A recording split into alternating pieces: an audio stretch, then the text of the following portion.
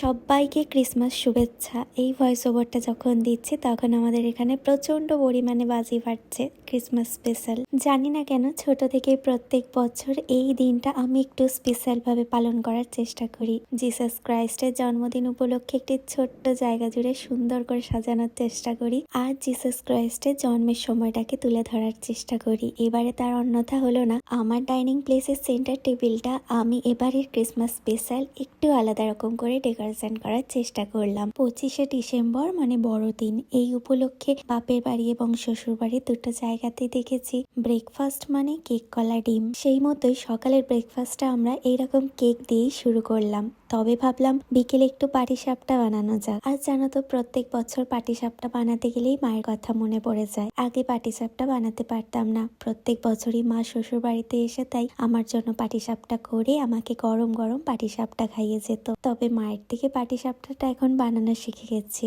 আরেকজনের কথাও খুব মনে পড়ে এই পাটিসাপটা বানাতে গেলে, আমার শ্বশুর মশাইয়ের কথা। উনিও কিন্তু আমার মায়ের হাতের পাটিসাপটা খেতে ভীষণ ভালোবাসতেন। এবছরের ক্রিসমাস ডেকোরেশনটা তোমাদের কেমন লাগলো জানাতে ভুলো না কিন্তু।